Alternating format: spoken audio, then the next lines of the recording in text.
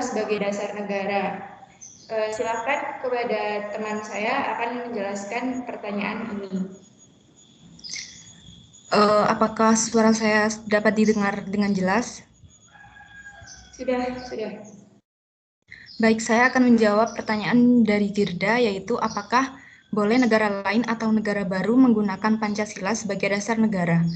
Menurut berdasarkan hasil diskusi kami, Pancasila dapat digunakan sebagai dasar negara oleh negara lain karena meskipun nilai-nilai Pancasila diambil dari nilai-nilai kehidupan negara Indonesia, tetapi nilai Pancasila bersifat universal. Maka dari itu nilai-nilai Pancasila dapat digunakan untuk semua manusia dan bangsa tanpa batas tertentu.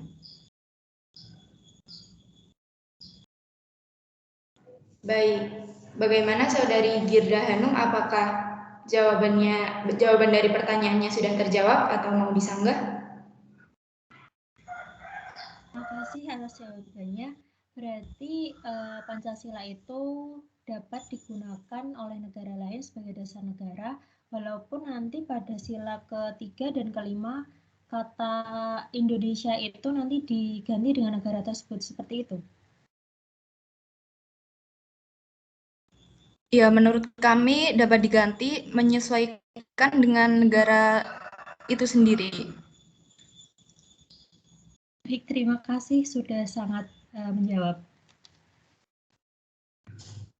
Terima kasih Saudari Girda Hanum. Selanjutnya ada pertanyaan dari Saudara Nemat Mukti dengan pertanyaan bagaimana cara kita sebagai mahasiswa untuk menumbuhkan rasa cinta tanah air dan bela negara. Silakan untuk teman saya Saudara Arif menjawab pertanyaannya. Baik, untuk pertanyaan dari Nemat,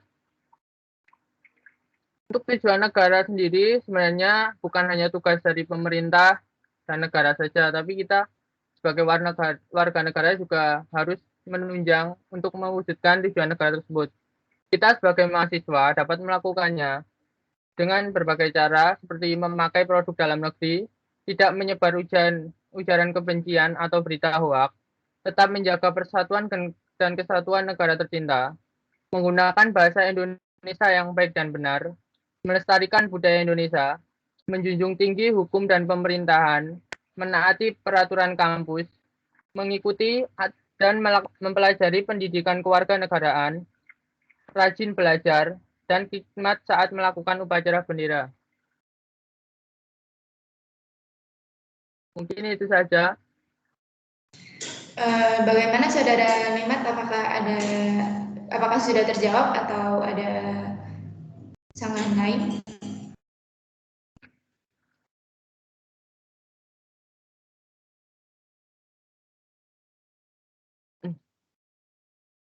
Baik, terima kasih Saudara Nemat. Kita lanjut ke pertanyaan ketiga dari Saudari Anissa Azahra dengan pertanyaan, mengapa bangsa Indonesia yakin akan kebenaran Pancasila sebagai dasar negara? Silakan untuk Saudari Valet bisa menjabarkan penjelasan pertanyaannya. Iya, untuk pertanyaannya, mengapa bangsa Indonesia yakin akan kebenaran Pancasila sebagai dasar negara? Hasil diskusi kami yaitu Pancasila diyakini kebenarannya karena Pancasila adalah suatu sistem nilai yang sudah berkembang sejak zaman nenek moyang bangsa Indonesia sampai akhirnya menjadi suatu sistem nilai yang dinamakan Pancasila yang berfungsi sebagai pandangan hidup dan sebagai sarana atau jembatan dalam mencapai cita-cita leluhur bangsa Indonesia. Oleh karena itu, bangsa Indonesia yakin akan kebenaran Pancasila sebagai dasar negara. Baik, bagaimana Saudari Anissa Zahra? Apakah pertanyaannya sudah terjawab? Baik, terima kasih kelompok 2. Saya rasa itu sudah menjawab. Terima kasih Saudari Anissa. Kita lanjut ke pertanyaan keempat, yaitu dari Saudari Najwa Rahel.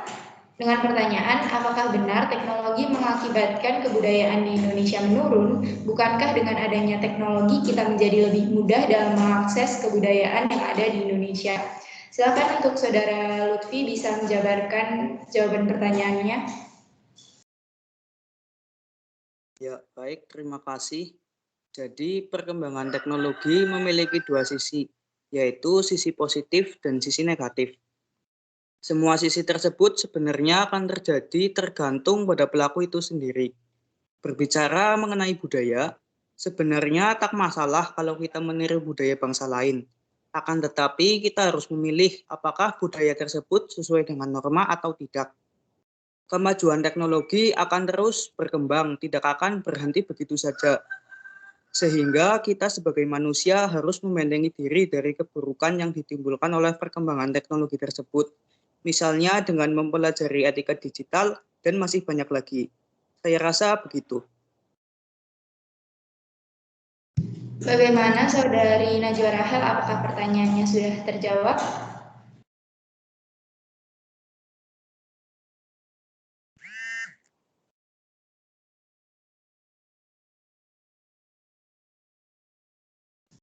Baik, sepertinya pertanyaannya sudah sangat terjawab ya Saudara Najwa Rahel. Selanjutnya kita ke pertanyaan terakhir, pertanyaan kelima, yaitu dari Saudara Yoga dengan pertanyaan yang pertama, mengapa Pancasila sebagai dasar negara belum bisa digantikan sampai sekarang? Dan pertanyaan yang kedua, apakah ada kemungkinan dasar negara bangsa Indonesia diganti dengan selain dasar negara Pancasila? Dan apa pengaruhnya apabila dasar negara Pancasila diganti dengan yang lainnya? Silakan untuk teman saya Saudari Prasasti menjawab pertanyaannya.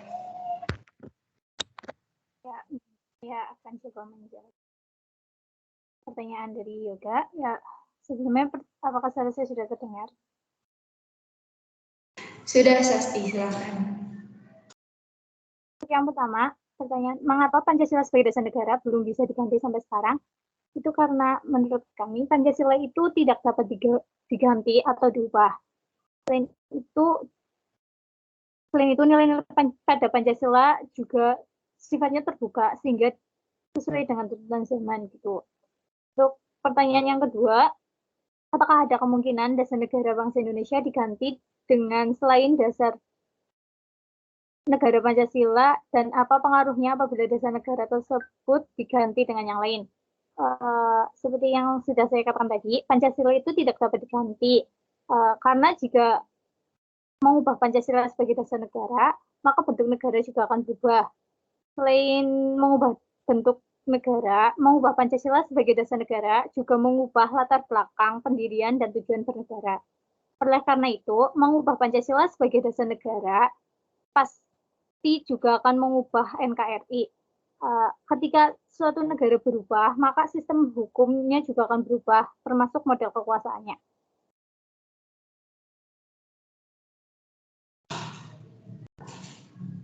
Baik, bagaimana Saudara Yoga? Apakah pertanyaannya sudah terjawab? Saya rasa sudah cukup. Terima kasih kepada kelompok 2 atas jawabannya. Baik, terima kasih kembali kepada Saudara Yoga. Baik, itu semua pertanyaan yang sudah disampaikan pada minggu lalu dan sudah kami jawab pada pertemuan kali ini. Saya rasa cukup untuk presentasi dari kelompok 2 menjabarkan tentang Pancasila sebagai dasar negara. Untuk itu saya tutup presentasi kali ini. Terima kasih. Wassalamualaikum warahmatullahi wabarakatuh. Saya kembalikan kepada Ibu Ana. Ya, terima kasih untuk kelompok 2. Jadi kelompok 2 itu Pancasila sebagai dasar negara. Dan temamu itu. Jadi tidak langsung tidak melebar kemana-mana. Kamu juga tidak bisa bicara tentang kalian itu tidak bicara tentang bela negara. Bela negara itu ada di kelompok 14. Ya, Pancasila sebagai dasar negara itu sebagai landasan bagi kehidupan berpemerintahan. Jadi pemerintah itu sendiri yang akan yang kita lihat bahwa sudah menggunakan Pancasila sebagai dasar negara atau belum. Sebenarnya intinya kan hanya itu. Jadi pemerintah yang dilihat. Beda nanti kalau etika, beda ideologi, beda sistem filsafat, itu bagaimana penerapannya itu akan beda-beda tergantung tema dari masing-masing kelompok. Begitu. Itu aja masukan dari saya. Oke, terima kasih kelompok 2 sudah menjawab semuanya. Sekarang dipersilakan kelompok 3. Monggo kelompok 3. Baik Bu, saya izin untuk share screen ya Bu.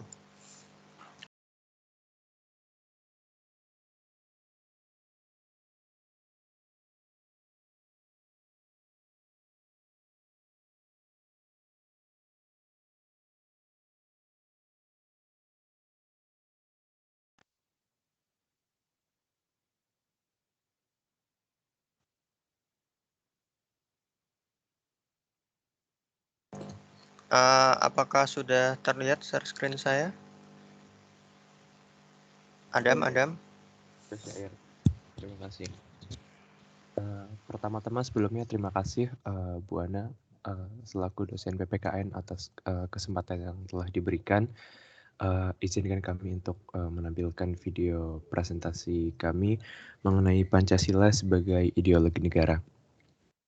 Dalam kurang lebih 20 menit ke depan, kami akan menampilkan video presentasi kami, lalu kami akan membuka sesi pertanyaan. Terima kasih. Jadi kita bakal bahas. Saya baru mau ngomong, Pak. Saya udah banyak Ya, duit aman, masalahnya. Ferdian. Udah dapat Pak tadi Farida yang lain. Ada jangan bahas itu dong. Ini matkul PKN emang belum mulai ya? Iya nih, lagi ada urusan, mungkin dosennya tanyain PJ coba. Iya, PJ-nya gimana nih? Udah telat 5 menit. Sabar sebentar, kan kemarin katanya itu dosennya ganti. Nah, dosennya ganti ini juga katanya lagi ada acara hajatan. Katanya ponakannya sunat. Kita tunggu aja lah. Oke. Oke. Paling beberapa menit lagi Pak Syair bakalan datang. Oh, dosen pengganti ya? Iya, dosen pengganti sih. Emang kenapa diganti? Ya itu. Nggak tahu sih kalau itu. Tapi kalau Pak Syairnya telat katanya karena sunat. Ah, ini dia. Ini dia. Halo. Selamat malam. Halo, Pak. Halo, Pak. Ya, dengar ya. Ini kan pagi, Pak. Maaf, Pak. Ini pagi, bukan malam. Oh, di jam saya malam nih, 9.45. Oh iya. Ini gelap nih. Oh iya. Saya lagi di negara Bekasi. Siap. Oh, gitu Pak. Planet Bekasi. Siap, Pak. Oke. Karena nggak banyak, saya panggil deh satu-satu deh. Adam Handoko, coba. Siap, Pak. Mana Hadir, nih Pak. Adam Handoko? Siap. Oke. Pak. Ini Amelia Zulfa Farida. Ada hadir. Oke. Berlian Wilda Asani, mana nih? Farida Nur Azizah, hadir nggak? Ada Pak. Farida hadir ya. Siva Gumai. Hadir Pak. Nggak ada yang absen ya berarti ya, lengkap ya? Tidak, Pak. Langsung kita mulai belajar. Langsung mulai belajar. Semangatnya tinggi nih. Mantap. Saya izin share PPT saya. Udah kelihatan belum? Wah, di tempat saya belum muncul nih, Pak. Ya, emang saya belum share. Ya Allah. Oh ya ampun, saya baru mau ngomong Pak. Canda dikit dong. Biar nggak tegang, kalem. Oke, istilah sebagai ideologi negara. Oke. Jadi kita bakal bahas, ini ada 3 ya, yang bisa kalian baca sendiri. Intinya hakikat urgensi, sumber, kemudian ada tantangan. Siap? Ready? Mental. Mental 100%, Pak. Yang pertama, ada hakikat dan urgensi Pancasila sebagai ideologi negara. Yang terlintas di pikiran kalian tentang ideologi itu apa? Coba, siapa nih? Berlian. Halo, Berlian. Pak. Oke. Menurut saya ideologi itu konsep pemikiran, Pak. Oke, konsep pemikiran. Oke, bisa masuk. Adam. Ideologi itu merupakan suatu ide atau gagasan, Pak. Nah, jadi kata ideologi itu diciptakan oleh Antoine de Saint-Exupéry pada akhir abad ke-18 untuk mendefinisikan sains tentang ide. Itu penjelasan saya, Pak. Nyontek tuh Pak, nyontek Mas. Wikipedia sih. Ya, kamu ya. Nyontek itu sudah jelas seperti Wikipedia. Wikipedia saya aliran Wikipedia, Pak. Makin lama zaman aliran semakin beragam. Malah saya bahas kepercayaan. Ini memang saya guru agama. Oke, lanjut. Jadi ada dimensi. Ini ada 3 dimensi: realitas, idealitas, sama fleksibilitas. Dimensi realitas mengandung makna bahwa nilai-nilai dasar yang terkandung dalam Pancasila bersumber dari nilai-nilai nyata yang hidup di dalam masyarakat. Contohnya nih, di sila pertama itu seseorang menjalankan ibadah menurut agamanya masing-masing. Itu. Ada yang mau ngasih contoh lain? Selain sila 1, coba sila kedua sampai 5. Ada yang mau? Saya, Pak. Ada mau? Iya, Pak. Saya mau, Pak. Oke, Adam, coba. Saya mau menunjuk Faridah maksudnya, Pak. Faridah. Jadi gimana nih? Jadinya Faridah atau Adam? Faridah saja, Pak. Ini yang jawab saya kasih gopay ya ini ya. Beneran nih. Adam nyerahin ke Faridah. Pak, saya aja, Pak. Ya, gimana? Ayo. Kan kamu Saya- bilang Saya sila kedua itu menurut saya, Pak. Enggak. Ini Farida aja udah, Farida. Oke, Pak, langsung aja ya, Pak. Iya, langsung Oke, aja Farida. Farida. Untuk sila kedua, sistem pemerintahan yang menguraikan tentang hak dan kewajiban setiap dewan negara, baik lembaga legislatif, lembaga eksekutif, maupun lembaga yudikatif. Lalu untuk sila yang ketiga, setiap masyarakat memiliki hak dan kewajiban warga negara. Selain itu, memiliki identitas nasional untuk alat pemersatuan yang telah ada, seperti bendera merah putih, lagu Indonesia Raya, dan lain sebagainya. Untuk sila keempat, pengambilan keputusan dalam masyarakat mengenai gotong royong melalui sistem musyawarah mufakat, Pak. Lalu yang terakhir, untuk sila kelima, tugas Presiden Indonesia yang melakukan pembangunan di berbagai daerah yang menjadi bagian daripada NKRI. Sekian, terima kasih, Pak. Oke, sama-sama. Walaupun belibet-belibet ya, saya tahu Anda terburu-buru oleh waktu ya. Nggak apa, nanti saya cut videonya, oke? Oh, baik, Pak. Nggak apa. Oke, kita lanjut ke dimensi idealitas. Intinya itu mengandung cita-cita yang ingin dicapai dalam berbagai bidang kehidupan bermasyarakat, berbangsa, dan bernegara. Ini saya aja yang berikan contoh biar saya dianggap aktif dalam kelompok ya. Jadi di sila pertama diharapkan tiap masyarakat itu merupakan masyarakat yang berketuhanan, entah apapun itu agamanya. Kemudian di sila kedua itu menjadikan masyarakat yang menghargai hak-hak lainnya, saling membantu meskipun ada perbedaan syarat. Kemudian yang sila ketiga ada masyarakat bersatu dalam mempertahankan kesatuan NKRI. Yang keempat menciptakan negara yang demokratis.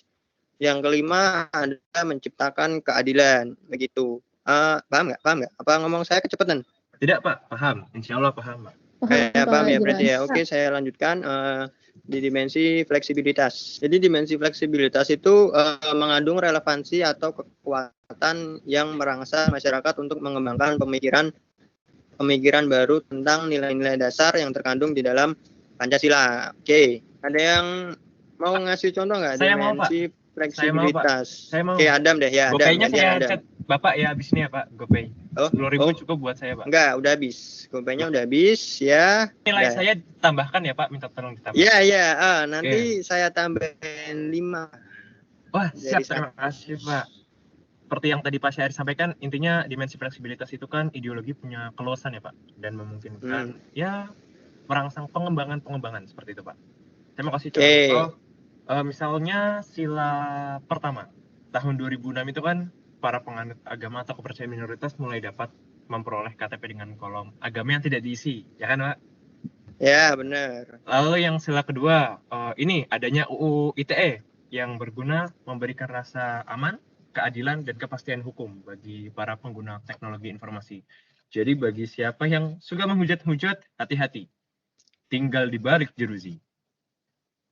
Lalu yang ketiga, Pak, dilakukan amandemen UUD 1945, Pak, sebagai penyempurnaan aturan dasar tata negara, kedaulatan rakyat, hak asasi manusia, pembagian kekuasaan, dan lain-lain, Pak. Lalu yang keempat, perbedaan proses pemilu, ya kan, Pak? Sekarang partai politik itu banyak. Kita lihat 2019 kemarin ada 16 apa berapa gitu ya, Pak. Sedangkan orde lama tuh cuma 3. Dan sekarang lebih transparan, Pak, seperti itu. Nah, yang sila kelima itu kan banyaknya gotong royong di era digital, pengumpulan dana bencana ya, secara online lewat berbagai platform. Sering kan tuh, Pak, kita diminta buat donasi dan ya segala macam. Gitu, Pak. Oke, terima kasih Adam atas pertanyaannya. Ini Berlian kenapa malah ngilang? Wah, apakah karena sinyal? Jaringan, Pak. Coba. Jaringan, Pak. Sepertinya jaringan, Pak. Oh, jaringan ya. Ada yang tetangganya Berlian nggak? Wah, enggak. Nah, balik lagi. Oke, lanjut. Kita ada di urgensi Pancasila sebagai ideologi negara. Jadi seperti seberapa pentingnya Pancasila sebagai ideologi gitu. Jadi ada 2 di sini. Yang pertama ada ideologi negara sebagai penuntun warga negara. Ayo, siapa yang mau saya doain keluarganya sehat? Saya, Pak. Oke. Ideologi negara sebagai penuntun warga negara. Di sini contohnya itu seperti kasus narkoba yang merebak di kalangan generasi muda ya, Pak. Sehingga perlunya adanya norma-norma penuntun yang jelas, seperti imbauan maupun penjabaran dari nilai-nilai Pancasila itu sendiri ke dalam produk hukum, sehingga nanti memberikan rambu yang jelas dan hukuman yang setimpal bagi pelanggarnya. Seperti itu, Pak. Oke, bagus banget dari Kalau kasus penjelasan narkoba Amelia. jadi ingat salah satu influencer ya, Pak. Oh iya. Ya lanjut saja, kita tidak usah. Nanti berdosa menggibahkan Ada orang. jangan bahas itu dong. Ya, Kita maaf, di luar Pak. materi nih. Hey. Maaf ya, Pak. Kita lanjut, Pak. Jangan dong. Lanjut, Udah, Pak. lanjut. Lanjut ke 2, ideologi negara sebagai penolakan terhadap nilai-nilai yang tidak sesuai dengan sila-sila Pancasila. Ayo. Saya, Pak. Siapa? Gumai. Siva Gumai. Oke. Oke, jadi ideologi negara sebagai penolakan dapat dilihat dari kasus terorisme yang terjadi dalam bentuk pemaksaan kehendak melalui kekerasan. Nah, ini bertentangan dengan nilai toleransi, berkeyakinan, hak asasi manusia, dan dan semangat persatuan. Ya, gitu, Pak. Oke, terima kasih. Singkat, padat, jelas. Terima kasih. Jadi kita lanjut ke materi yang kedua, subbab kedua, itu ada sumber historis, yuridis, sosiologis, dan politis Pancasila. Jadi sumber historis, pengertiannya adalah, jadi kita akan menelusuri nih kedudukan Pancasila sebagai ideologi oleh para penyelenggara negara yang berkuasa sepanjang sejarah negara Indonesia. Jadi dibagi menjadi 3, yaitu Orde Lama, Orde Baru, dan Reformasi. Ada yang mau menjawab Orde Lama? Ini di skrip saya Berlian. Berlian, aman? Berlian? Ya, Pak. Saya, Pak. Aman ya? Petirnya aman ya? Tadi disconnect. Aman. Ya. Oke, coba Berlian, jelasin dong Orde Lama. Pada Orde Lama, Pancasila mengalami ideologisasi. Saat periode 1945 sampai 1950, demokrasi parlementer, sila keempat tidak dapat terlaksana dengan baik. Pada periode 1950 sampai 1955, demokrasi liberal, rumusan sila keempat tidak berjiwakan musyawarah mufakat melainkan suara terbanyak. Dan saat periode 1956 sampai 1965, demokrasi terpimpin penyalahgunaan nilai-nilai Pancasila seperti presiden yang otoriter, presiden seumur hidup, dan memetikkan konsep Nasakom. Oke, bagus. Kemudian saya lanjutkan di Orde Baru. Oke, tuh, nah ketahuan kan Anda lupa mematikan mic Anda. Kan? Adam, apakah Anda masih bermain? Enggak, Pak. Ya, matiin dulu, surrender ada di pengaturan ya. Atau enggak, Anda AFK aja enggak apa. Ya. Saya AFK enggak apa-apa, Pak. Ya, FK dong, tinggal dong. Kan Sudah, pelajaran Pak. dulu, oke? Baik, Pak. Jadi gini aja deh, kamu jawab sekalian deh yang Orde Baru. Orde Baru, Pak. Oh. Iya, ini sumber historis yang Orde Baru. Iya, Pak. Menurut saya Orde Baru kan ya sedikitnya mempertahankan Pancasila sebagai dasar dan ideologi negara sekaligus dan berhasil memberantas paham komunis tuh, Pak. Yang PKI itu, Pak. Nah, namun kan beberapa tahun kemudian kebijakannya itu ternyata hampir tidak sesuai dengan, atau sebenarnya tidak sesuai dengan jiwa Pancasila kan, Pak. Walaupun ada juga, contohnya seperti ajaran P4, kan, Pak. Terus Presiden Soeharto membolehkan rakyat membentuk organisasi dengan syarat harus berasaskan Pancasila atau disebut asas tunggal. Nah, cuman ini, Pak, yang Pak Soeharto kan melarang adanya kritikan-kritikan yang menjatuhkan. Alasannya stabilitas. Ya, seperti itu sih, Pak, menurut saya. Lanjut ke era reformasi ini. Siapa nih yang mau nih? Saya, coba Amelia ya. Iya, Pak. Oke. Di era reformasi ini itu ada masa pemerintahan Presiden Abdurrahman Wahid. Di sini itu ada wacana penghapusan nomor 25 garis MPRS garis miring 1966 tentang pelarangan PKI dan penyebarluasan ajaran komunisme. Kemudian di sini juga ada dominasi kebebasan berpendapat, sehingga menurut saya perhatian terhadap ideologi Pancasila ini cenderung melemah. Kemudian di masa pemerintahan Presiden Megawati, ada disahkannya Undang-Undang Sisdiknas Nomor 20 Tahun 2003 yang tidak mencantumkan pendidikan Pancasila sebagai mata pelajaran wajib dari tingkat sekolah dasar sampai perguruan tinggi. Di sini juga memperlihatkan bahwa perhatian terhadap ideologi Pancasila itu melemah begitu Pak. Kemudian pada masa pemerintahan Susilo Bambang Yudhoyono lebih banyak ditandai pertarungan politik. Kemudian pada akhir jabatannya penandatanganan Undang-Undang RI Nomor 12 Tahun 2012 tentang pendidikan tinggi yang mencantumkan mata kuliah Pancasila sebagai mata kuliah wajib pada pasal 35 ayat 3. Begitu Pak, terima kasih. Oke, sama-sama Amelia. Kita lanjutkan ke sumber yuridis, sumber sosiologis, dan sumber politis. Oke? Pak, maaf tuh Pak. Ya? Siva nunduk terus Pak, main kayaknya. Pasti Iya nih, Siva mainnya apa? Aduh Pak, sebentar Pak. Ini tuh lagi war di komen ini loh. BTS dihina ini loh. Oh iya, emang kulihat dari tadi Siva emang main HP ya. Walaupun drama belum dimulai, udah nunduk gitu. Saya juga bingung.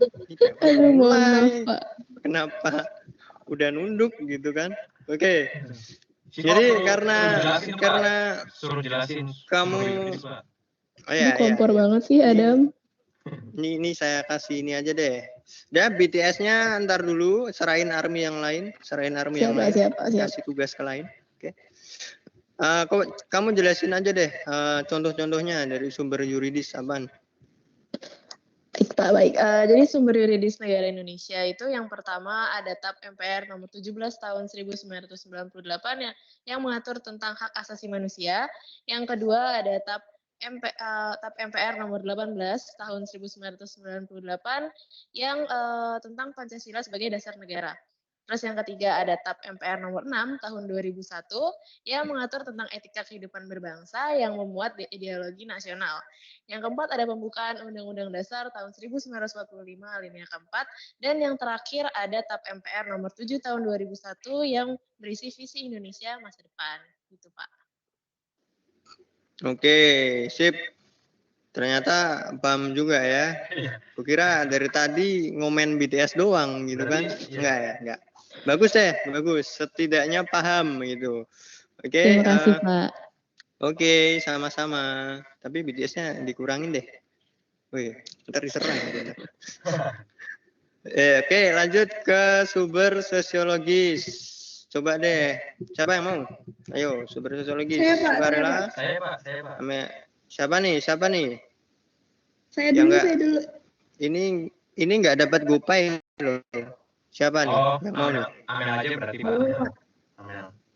Amel. Amel juga paling tidak mau Pak. Amel juga paling tidak mau kalau dapat GoPay. Ya saya udah banyak duit masalahnya Pak. Oke, siap. Anda sukarela tapi sedikit sombong, nggak apa deh. Jadi di sini yang pertama kehidupan beragama dan kepercayaan, kemudian hal saling menghargai, menghormati hak orang lain, tidak bersikap sewenang-wenang, kemudian pada sila ketiga juga terdapat bentuk solidaritas, rasa setia kawan, kemudian rasa cinta tanah air dan lain-lain.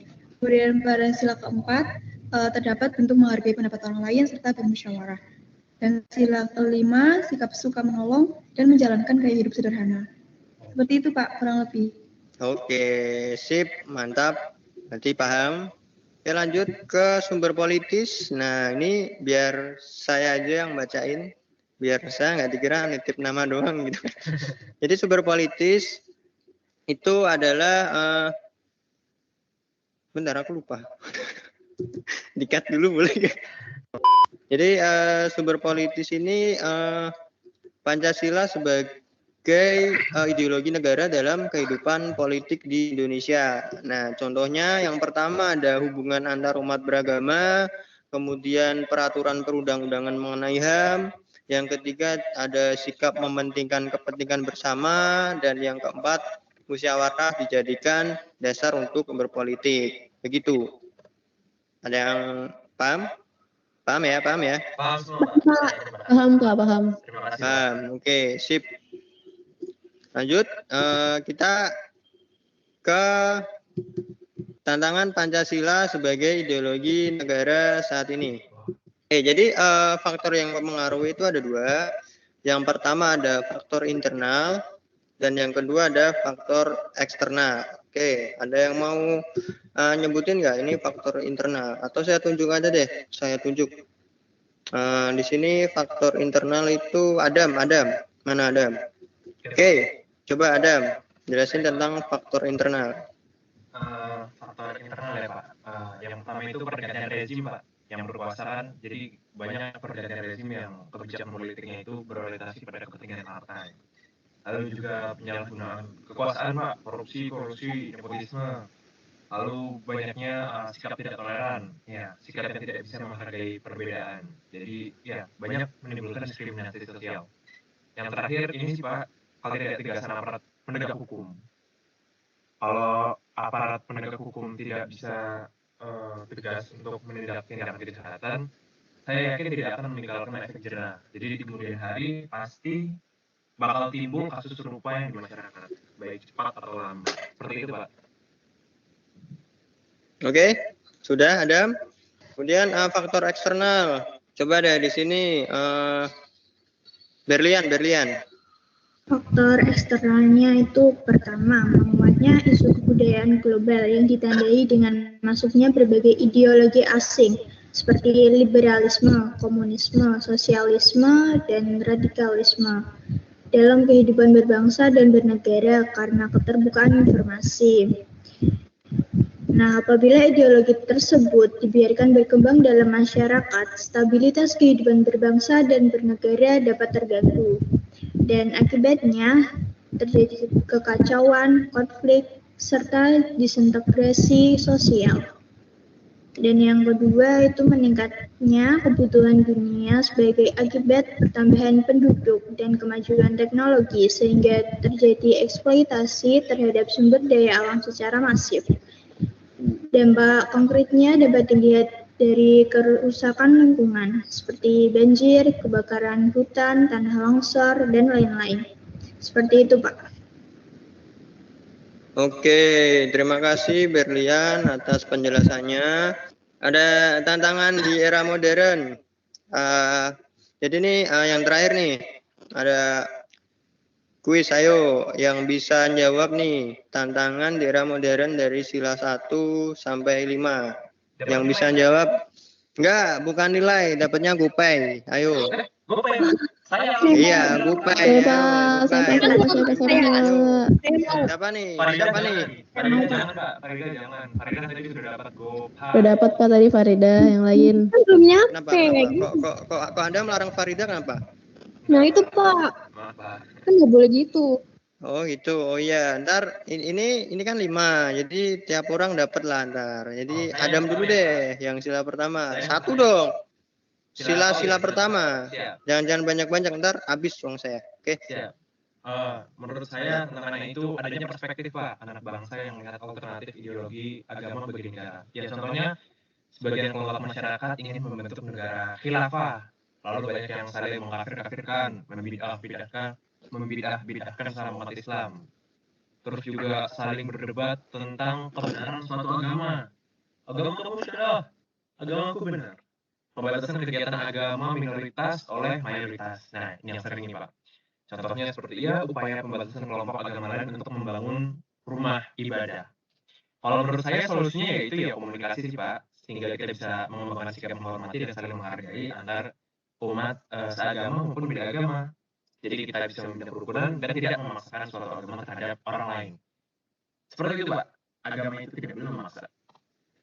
Oke, sip, jawabannya saya terima. GoPay-nya Anda terima ya. Siap, belum, nah, tukar. Oh belum, iya kan emang belum saya kirim. Orang kamu belum kirim nomor saya. Kirim dulu nomornya, oke? Kirim nomor saya. Nah, ya lanjut nih sila kedua. Ayo siapa sila kedua? Ayo. Nggak ada nih. Saya aja yang jawab nih. Saya dapat GoPay. Ada udah. Anda jangan serakah dong. Hei, sila kedua ayo Berlian. Tantangan Pancasila dalam sila kedua itu contohnya bullying, saling hujat, memperkerjakan anak di bawah umur, dan terorisme itu juga pelaku terorisme itu membuat takut masyarakat dan tidak memiliki rasa kemanusiaan.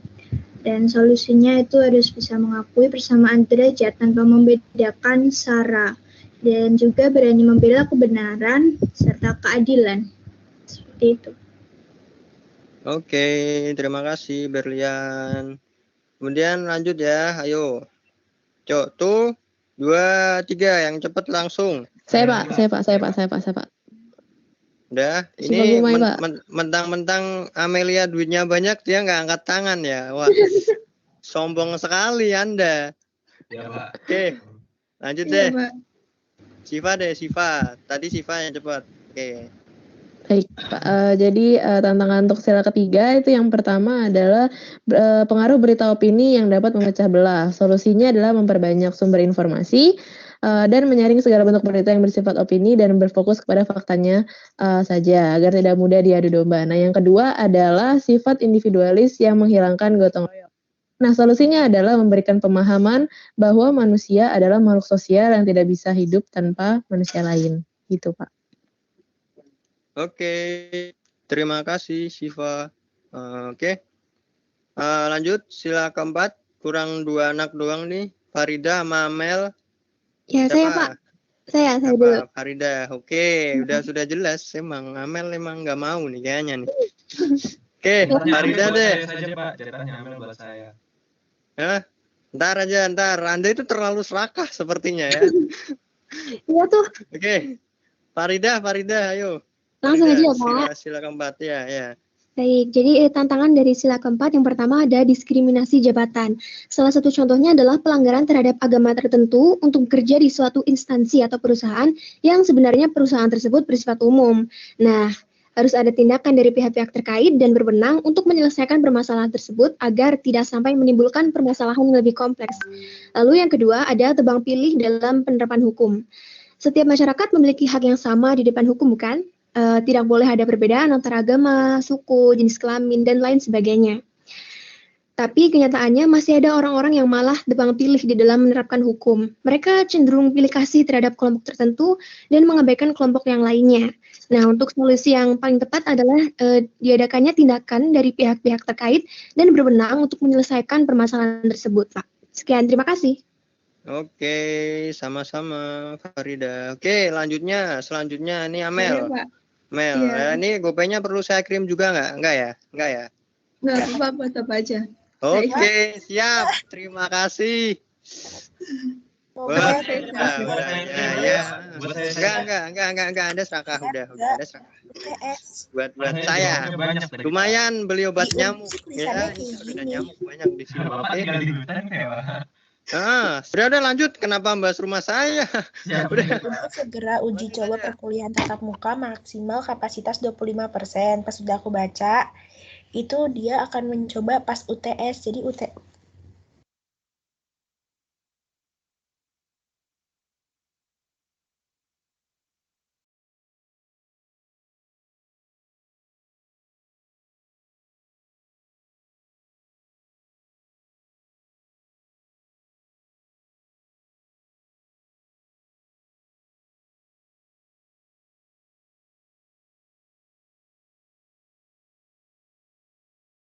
Ini orang lain juga. Kemudian yang kedua, tantangannya yaitu masalah korupsi yang belum bisa kita atasi sampai sekarang. Dengan adanya korupsi, solusinya yaitu kita bisa menanamkan penanaman nilai Pancasila sejak dini serta membangun pendidikan moral sejak kecil. Seperti itu, Pak. Oke, terima kasih Amelia. Oke, akhirnya video kita selesai.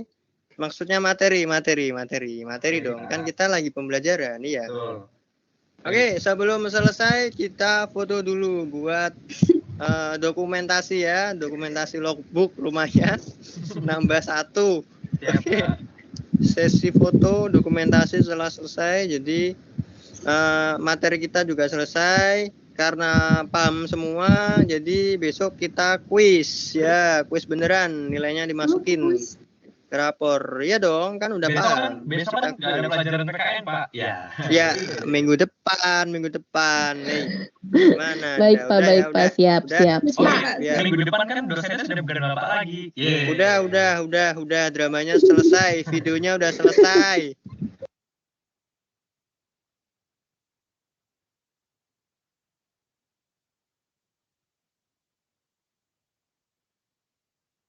Iya, terima kasih teman-teman partisipasinya telah menjadi penonton. Sekali lagi kami berharap semoga teman-teman di sini cukup terhibur dan juga materi yang kami sampaikan dapat diterima dengan baik. Untuk saat ini kami akan membuka sesi pertanyaan dimulai dari 5 pertanyaan terlebih dahulu. Dalam hitungan ketiga teman-teman bisa langsung raise hand. 1, 2.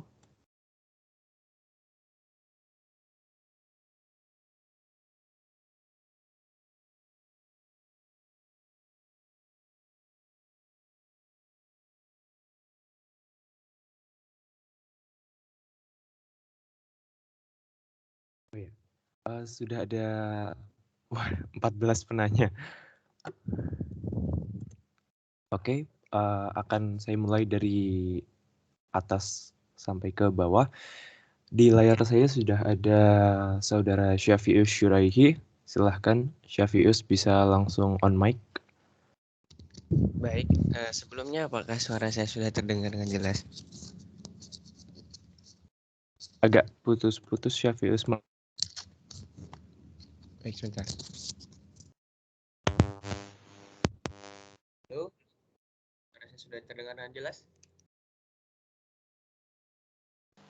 Sudah. Tapi Ya, agak pelan. sudah sepertinya jaringan saya, maaf. Oke.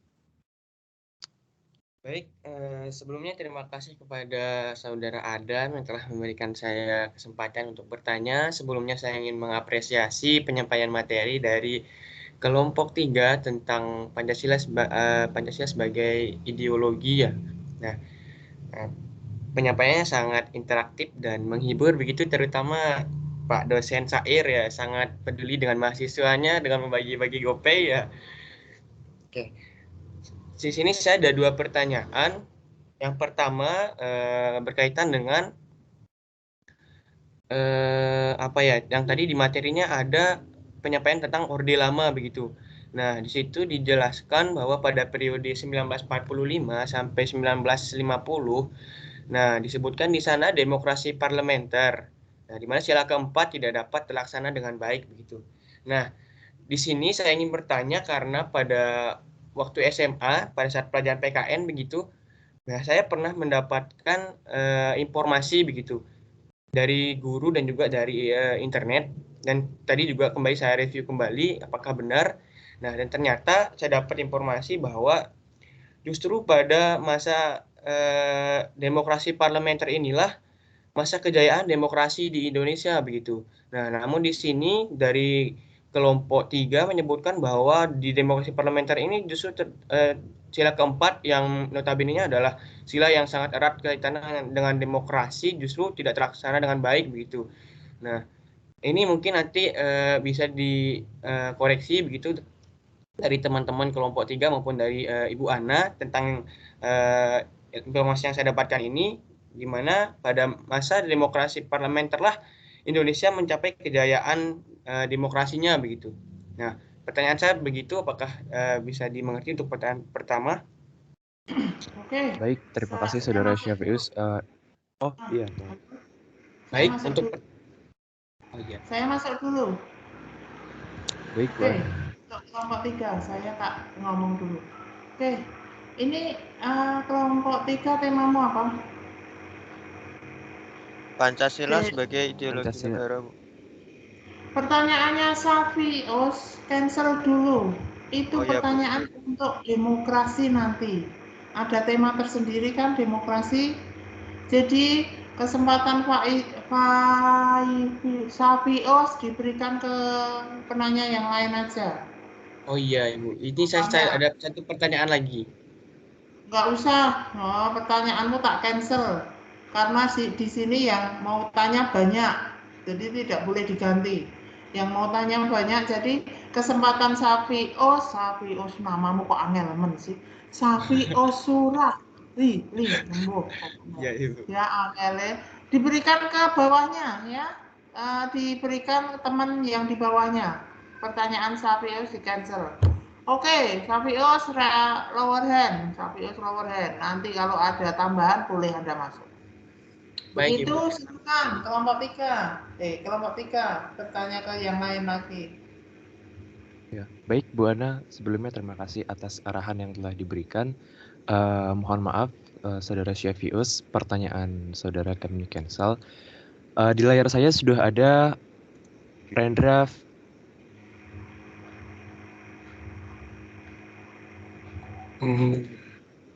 Udah masuk ini suara saya.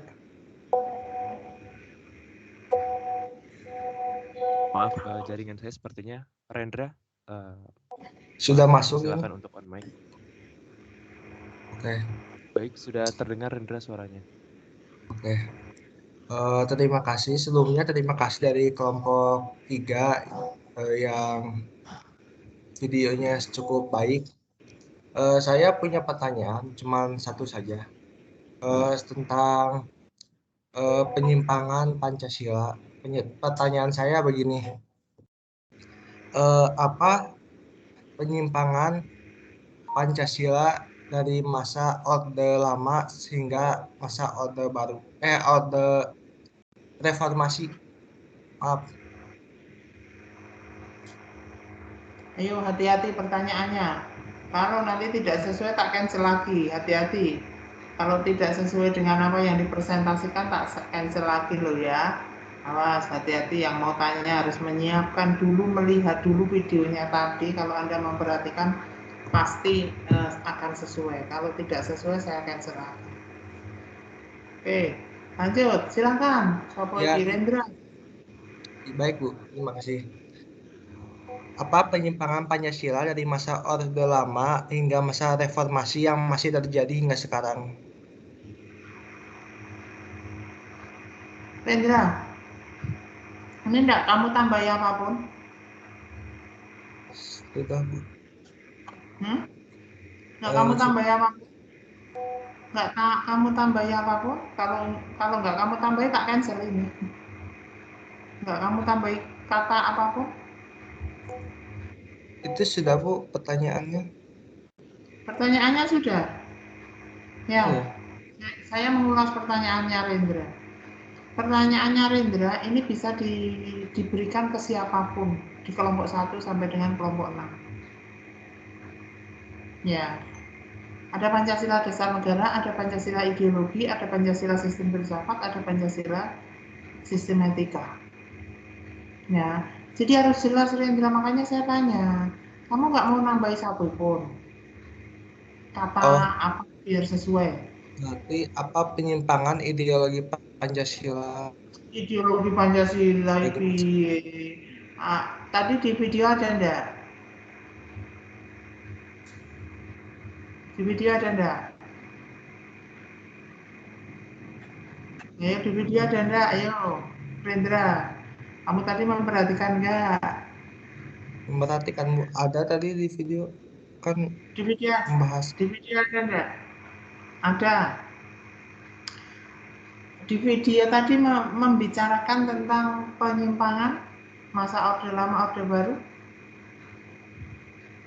Enggak ada. Tetapi Anda bisa masuk jika ya, karena ini di video kayaknya enggak ada deh tentang bicara tentang penyimpangan. Mungkin bisa ditambahi dengan apa jelaskan penyimpangan Pancasila sebagai ideologi di masa Orde Lama sampai sekarang.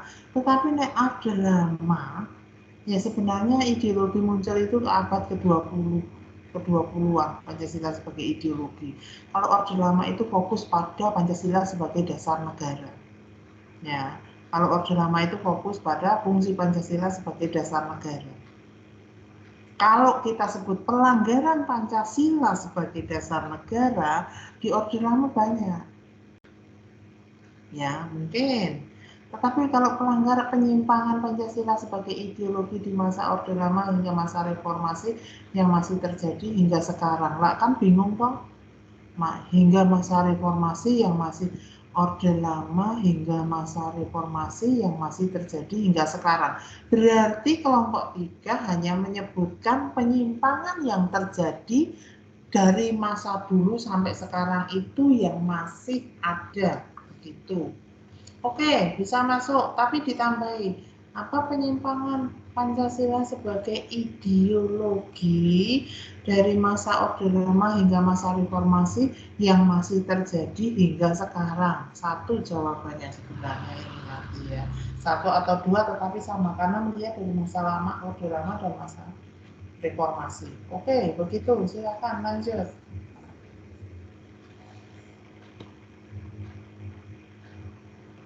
Sekali lagi, baik, terima kasih Bu Ana atas arahan yang diberikan.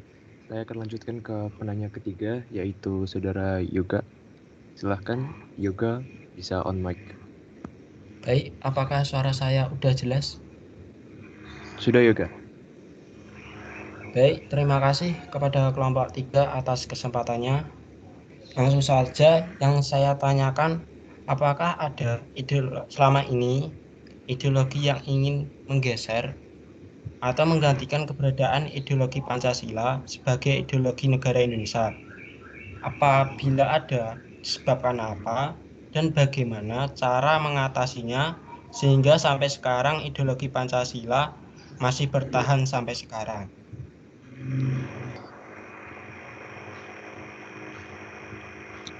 Baik juga, terima kasih pertanyaannya.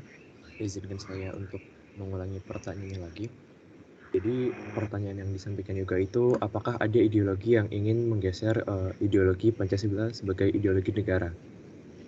Lalu Yoga bertanya lagi, bagaimana tips mengatasinya, dan mengapa apabila ada ideologi yang ingin menggeser ideologi Pancasila masih kuat bertahan sampai sekarang, seperti itu Yoga? Iya.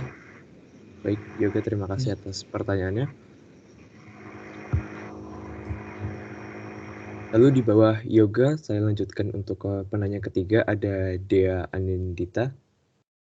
Silakan Dea bisa on mic. Halo, apakah suara saya sudah terdengar? Sudah, Dea. Sebelumnya terima kasih atas kesempatan yang diberikan. Saya juga ingin mengapresiasi penyampaian materi dari kelompok 3. Langsung saja, saya punya 2 pertanyaan. Yang pertama, tadi disebutkan bahwa ideologi merupakan konsep atau pemikiran. Nah, setiap individu itu kan punya pemikiran yang berbeda-beda, dan hal ini mungkin akan menyebabkan penafsiran yang berbeda juga terhadap Pancasila sebagai ideologi. Nah, pertanyaan saya, apa akibatnya jika terjadi penafsiran yang berbeda terhadap Pancasila sebagai ideologi? Dan bagaimana solusinya? Kemudian yang kedua,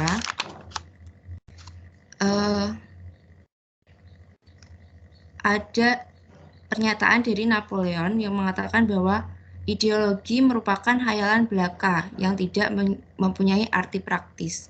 Pertanyaan saya, bagaimana pendapat Anda mengenai hal tersebut? Apa alasannya?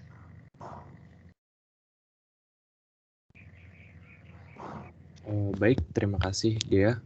Yang pertama, Dea itu bertanya apa akibat jika terjadi penafsiran yang berbeda terhadap Pancasila sebagai ideologi. Lalu yang kedua, dia menyebutkan ilustrasi bahwa Napoleon mengatakan ideologi adalah khayalan praktis, seperti itu. Untuk yang Napoleon itu memberikan kecaman bahwa ideologi itu hanya merupakan hayalan, jadi tidak punya nilai praktis. Jadi dia bertanya mengenai pendapat kami atas pernyataan Napoleon bahwa ideologi hanya khayalan praktis tadi. Ya, hayalan yang tidak punya nilai praktis. Baik, Terima kasih Terus Dea. pertanyaan yang pertama tadi juga solusinya supaya tidak terjadi penafsiran yang berbeda. Terima kasih. Baik, terakhir dia menambahkan solusi agar tidak terjadi penafsiran yang berbeda terhadap Pancasila sebagai ideologi negaranya. Terima kasih. Lalu di layar saya ada penanya keempat. Silahkan Samuel. Oke. Suara saya sudah masuk? Sudah Samuel. Oke, sebelumnya saya ingin mengapresiasi untuk penyampaian dari kelompok 3. Untuk pertanyaannya, saya ingin menanyakan tadi tertera di presentasinya, itu ada di sila kelima, hubungannya gaya hidup sederhana dengan sila kelima itu bagaimana ya? Bisa dijelasin nggak? Gitu. Ya. Baik Samuel, terima kasih. Terima kasih. Izinkan saya untuk mengulangi pertanyaannya lagi, Samuel. Jadi Samuel bertanya hubungan gaya hidup sederhana dengan sila kelima, seperti itu ya? Ya, betul. Ya, betul. Baik. Terima kasih, Samuel. Lalu di bawah Samuel, di layar saya ada Sharon. Silakan Sharon, bisa on mic. Iya, baik. Apa suara saya sudah terdengar? Sudah, Sharon. Oke. Jadi tadi ada membahas tentang mempekerjakan anak di bawah umur. Di situ kita kan pasti tahu ya, kendala setiap orang kita nggak ada yang tahu. Ada juga orang yang memang anaknya ikut kerja karena kendala ekonomi seperti itu. Nah, hal yang seperti itu apa termasuk pelanggaran ideologi Pancasila? Terima kasih.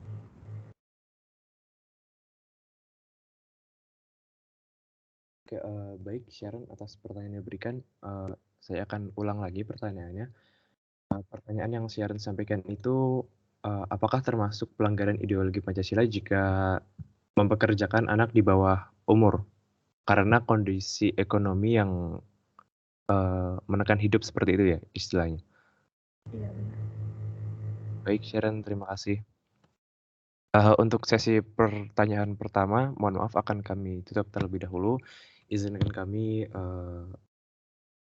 untuk berdiskusi sebentar antara 4-5 menit, lalu kami akan menjawab pertanyaan saudara-saudara. Terima kasih sebelumnya.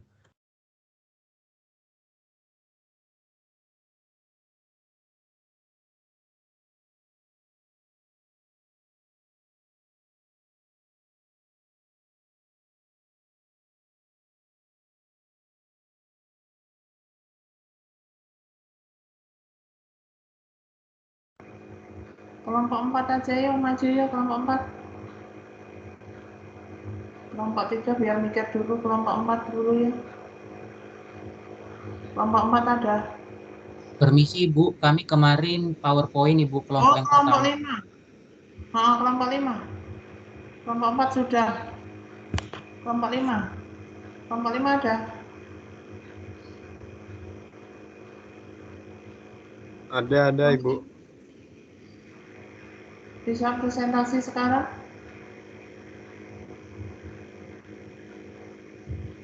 Silakan. Kelompok 5. Ini yang resen lower hand dulu ya. Turunkan. Kelompok 5. Bisa presentasi sekarang?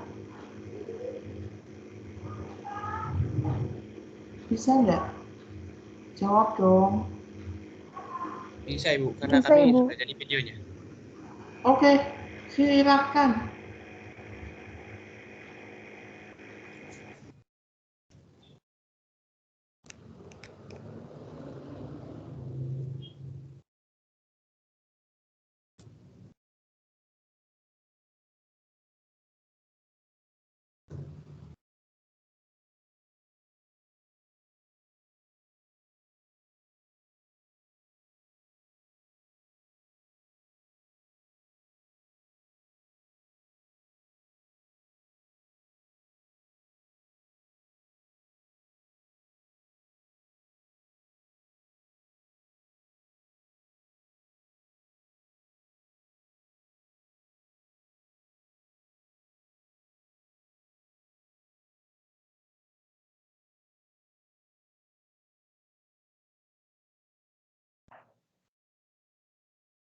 Baik, Assalamualaikum warahmatullahi wabarakatuh. Halo, selamat pagi teman-teman. Salam sejahtera bagi kita semua. Yang terhormat Ibu Ana selaku dosen mata kuliah PKN, serta teman-teman yang ada di Microsoft Teams pada pagi hari ini. Perkenalkan, nama saya Nadira Hasya Diandra selaku moderator kelompok 5. Sebelumnya, kami izin share screen ya Bu, untuk pemaparan video presentasi tentang Pancasila sebagai sistem filsafat. Silakan naik etika. Izin koreksi moderator sebagai sistem etika. Sebagai sistem etika.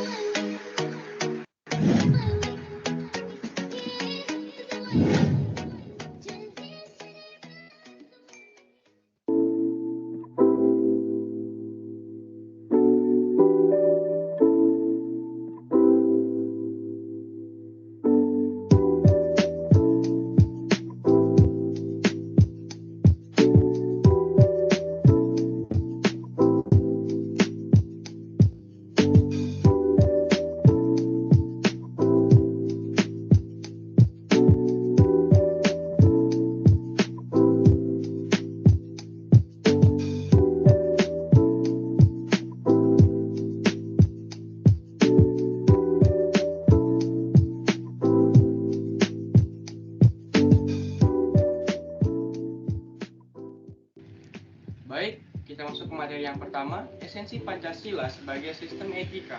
Etika berasal dari bahasa Yunani yakni ethos, yang artinya tempat tinggal, padang rumput, kandang, kebiasaan, adat, watak, sikap, atau cara berpikir. Sedangkan menurut KBBI atau Kamus Besar Bahasa Indonesia, etika adalah ilmu tentang apa yang baik dan apa yang buruk, dan tentang hak dan kewajiban moral. Etika pada umumnya dimengerti sebagai filosofis mengenai sesuatu yang dianggap baik atau buruk dalam perilaku manusia. Keseluruhan perilaku manusia dengan norma dan prinsip-prinsip yang mengaturnya itu kerap kali disebut moralitas atau etika. Jadi, bisa disimpulkan bahwa etika Pancasila adalah sistem etika yang baik buruknya berdasarkan nilai-nilai Pancasila itu sendiri, yakni nilai ketuhanan, nilai kemanusiaan, nilai persatuan, nilai kerakyatan, dan nilai keadilan. Suatu perbuatan bisa dikatakan baik berdasarkan etika Pancasila tidak hanya ketika perbuatan tersebut tidak bertentangan dengan nilai-nilai Pancasila, tetapi juga harus mampu mengangkat nilai-nilai Pancasila itu sendiri. Nilai-nilai inilah yang dapat membentuk watak dan kepribadian bangsa Indonesia yang selaras dengan segala aspek kehidupan. Yang pertama, sila ketuhanan mengandung nilai-nilai spiritual yang menghubungkan manusia Indonesia dengan penciptanya. Yang kedua, sila kemanusiaan mengandung nilai humanis yang mengatur hubungan antar sesama manusia Indonesia agar menjadi lebih manusiawi. Sila persatuan mengandung nilai solidaritas antar sesama anak bangsa dan loyalitas terhadap tanah air ibu pertiwi. Sila keempat, yakni sila kerakyatan, mengandung nilai kesetaraan di muka publik dalam hak mengemukakan pendapat, menghargai pendapat orang lain, dan tidak memaksakan kehendak kepada orang lain. Dan yang terakhir, sila kelima, mengandung dimensi nilai kepedulian terhadap nasib orang lain dan peduli terhadap sesama. Esensi Pancasila sebagai sistem etika hakikat Pancasila. Pertama, hakikat sila ketuhanan terletak pada keyakinan bangsa Indonesia bahwa Tuhan sebagai penjamin prinsip-prinsip moral. Artinya, setiap perilaku warga negara harus didasarkan atas nilai-nilai moral yang bersumber pada norma agama. Yang kedua, hakikat sila kemanusiaan terletak pada actus humanus, yaitu tindakan manusia yang mengandung implikasi dan konsekuensi moral yang dibedakan dengan actus homini, yaitu tindakan manusia yang biasa. Ketiga, hakikat sila persatuan terletak pada kesediaan untuk hidup bersama sebagai warga bangsa yang mementingkan masalah bangsa di atas kepentingan individu atau kelompok. Keempat, Hakikat sila kerakyatan terletak pada prinsip musyawarah untuk mufakat. Artinya, menghargai diri sendiri sama halnya dengan menghargai orang lain. Kelima, hakikat sila keadilan sosial bagi seluruh rakyat Indonesia merupakan perwujudan dari sistem etika yang tidak menekankan pada kewajiban semata atau deontologis atau menekan pada tujuan belaka teologis, tetapi lebih menonjolkan keutamaan atau virtue ethics yang terkandung dalam nilai keadilan itu sendiri. Selanjutnya kita akan membahas mengenai urgensi Pancasila sebagai sistem etika. Terdapat hal penting yang menjadi urgensi bagi pengembangan Pancasila sebagai sistem etika, di mana di antara lainnya seperti pertama, Pancasila tersebut ditempatkan sebagai sumber moral dan inspirasi. Maksud dari hal itu, Pancasila digunakan untuk menentukan sikap, tindakan, dan keputusan yang diambil oleh setiap warga negara dalam kehidupan bernegaranya. Yang kedua, Pancasila juga merupakan pemberi guidance. Maksudnya Pancasila memberi guidance adalah pemimpin atau pedoman bagi warga negara sehingga setiap warga negara dapat menjaga tata pergaulan baik di dalam kehidupan lokal, nasional, regional, atau bahkan di kehidupan internasional. Yang ketiga, Pancasila menjadi dasar analisis kebijakan. Yang dimaksud dengan dasar analisis kebijakan adalah Pancasila tersebut diperlukan bagi para penyelenggara negara dalam membuat berbagai kebijakan yang ada agar kebijakan tersebut sesuai dengan negara dan tetap mencerminkan semangat negara kebangsaan yang memiliki jiwa Pancasilais. Yang keempat, Pancasila sebagai filter untuk mencari pluralitas nilai dalam kehidupan masyarakat sebagai dampak dari globalisasi. Banyak hal yang terpengaruhi oleh adanya globalisasi, salah satunya pemikiran warga negara. Oleh karena hal itu, Pancasila dibutuhkan kehadirannya sebagai penyaring dari dampak-dampak yang mungkin diberikan dari adanya globalisasi. Terdapat banyak problematika yang harus dihadapi oleh bangsa ini di zaman sekarang, seperti halnya dengan kasus korupsi yang merajalela, aksi-aksi terorisme yang meluluhlantahkan semangat kebinekaan, pelanggaran HAM yang masih sering terjadi dalam bernegara, kesenjangan sosial, hukum yang masih timpang, atau bahkan kasus penggelapan pajak oleh berbagai pihak. Ironis bukan? Kehadiran Pancasila sebagai sistem etika inilah yang dianggap penting untuk mengatasi berbagai problematika yang dihadapi oleh bangsa ini, di mana hal ini dikarenakan Pancasila sendiri berisi mengenai tuntutan nilai-nilai moral yang hidup, sehingga warga negara pun dituntut untuk berperilaku sesuai dengan nilai-nilai Pancasila yang ada.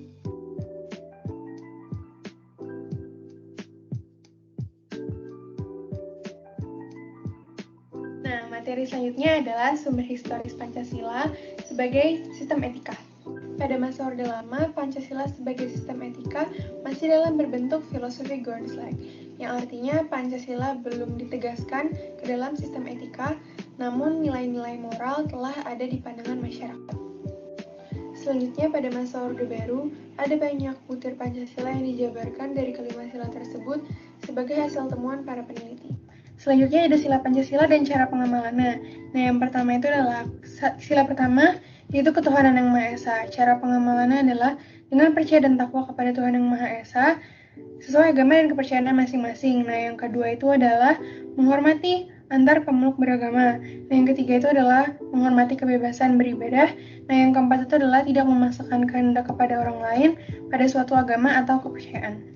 Selanjutnya ada kemanusiaan yang adil dan beradab dan cara pengamalannya. Nah, yang pertama itu adalah mengakui persamaan derajat, hak, dan kewajiban. Yang kedua adalah mencintai sesama manusia. Yang ketiga adalah mengembangkan sikap tenggang rasa. Yang keempat adalah tidak semena-mena terhadap orang lain. Yang kelima adalah menjunjung tinggi nilai kemanusiaan. Yang keenam adalah berani membela kebenaran dan keadilan.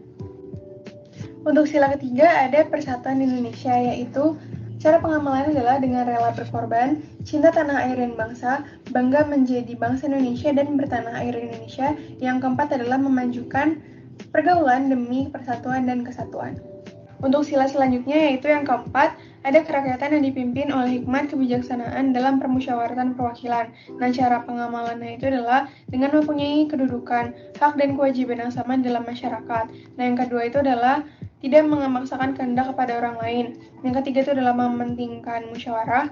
Yang keempat adalah musyawarah dilakukan dengan hati nurani yang luhur dan akal sehat. Nah, akhirnya kita telah memasuki sila terakhir, yaitu keadilan sosial bagi seluruh rakyat Indonesia. Nah, cara pengamalannya itu adalah satu, dengan bersikap adil, yang kedua itu adalah menghormati hak orang lain, yang ketiga itu tidak boros, yang keempat adalah tidak gaya hidup mewah, yang kelima adalah suka memberi pertolongan kepada orang lain. Adapun sumber sosiologis Pancasila sebagai sistem etika. Sumber sosiologis Pancasila sebagai sistem etika dapat ditemukan di dalam kehidupan masyarakat berbagai etnik di Indonesia. Misalnya pada orang-orang Minangkabau. Orang-orang Minangkabau dalam hal bermusyawarah biasanya menggunakan prinsip yang dalam bahasa Minangkabau dapat dikatakan dengan boleh aina, te pamudua, boleh kato, te mufakat. Dan boleh sama dikolongkan dan tidak sama dilayangkan. Atau biasa dikenal dengan peribahasa bulat air oleh pembuluh, bulat kata oleh mufakat, yang artinya setiap keputusan yang telah diambil atau yang telah ditentukan adalah merupakan hasil dari keputusan bersama atau musyawarah mufakat, sehingga setiap anggota akan melaksanakan dengan sekuat tenaga sebagaimana keputusan yang telah diputuskan. Adapun sumber sosiologis tentang berbagai kearifan lokal di Indonesia yang terkait dengan sistem etika berdasarkan sila-sila Pancasila. Yang pertama, ada di sila pertama. Di Bali terdapat kata Pariangan yang artinya harmoni dengan Tuhan. Yang kedua, terdapat pada sila kedua. Di Jawa Timur terdapat kalimat yang berbunyi Malisarape reba sifat ungkong, yang artinya saling mengingatkan, saling menghargai, dan saling memajukan. Yang ketiga, terdapat pada sila ketiga. Di Samsak Hombok terdapat kalimat yang berbunyi bareng ayong jari sekujung, yang artinya bersama-sama lebur dalam satu. Nah, masih banyak lagi mutiara kearifan lokal yang bertebaran di bumi Indonesia ini, sehingga memerlukan lebih banyak penelitian yang mendalam.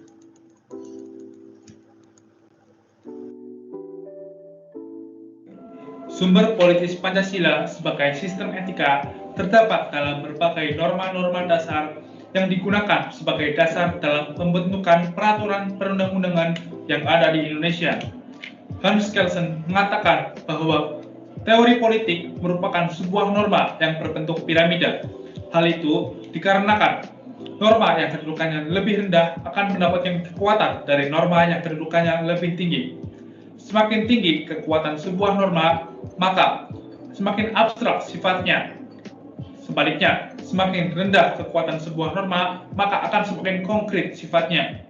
Pancasila sebagai sistem etika merupakan sebuah norma yang terletak paling tinggi dan memiliki sifat abstrak. Hal itu dikarenakan nilai-nilai dasar dalam Pancasila tidak dapat didefinisikan menjadi suatu hal yang tepat dan pasti.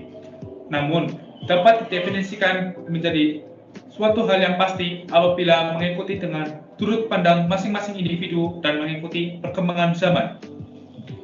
Sedangkan peraturan perundang-undangan yang ada di Indonesia merupakan sebuah norma yang kedudukannya di bawah Pancasila, karena norma tersebut berbentuk peraturan dan perilaku yang dapat didefinisikan dan dapat dilihat secara nyata. Etika berpolitik mencakup tentang perilaku politikus yang juga berkaitan dengan institusi sosial, hukum, komunitas, struktur-struktur sosial, politik, dan juga ekonomi. Etika berpolitik memiliki 3 dimensi, yaitu dimensi tujuan, dimensi sarana, dan juga dimensi aksi politik. Yang pertama, dimensi tujuan. Dimensi tujuan terumuskan dalam upaya mencapai kesejahteraan masyarakat dan hidup damai. Di dalam negara demokratis, pemerintah memiliki komitmen terhadap hal tersebut. Dimensi moralnya terdapat dalam upaya untuk mencari arah yang jelas kebijakannya dan jelas akuntabilitasnya. Yang kedua, dimensi sarana.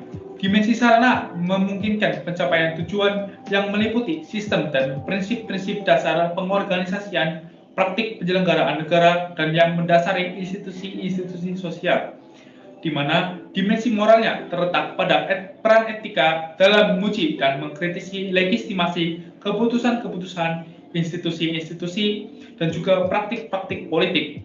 Yang ketiga, dimensi aksi politik. Dimensi aksi politik sendiri berkaitan dengan pelaku pemegang peran sebagai pihak yang menentukan rasionalitas politik, di mana keutamaan penguasaan diri, fair, serta menghindari kekerasan menjadi syarat aksi politik yang etis. Makna etis akan semakin dalam bila tindakan politikus didasari oleh kebebasan yang kepada masyarakat yang lemah. Rasionalitas politik tersebut terdiri atas rasionalitas tindakan dan keutamaan. Tindakan politik dinamakan rasional bila pelaku mempunyai orientasi suatu situasi dan paham tentang permasalahan.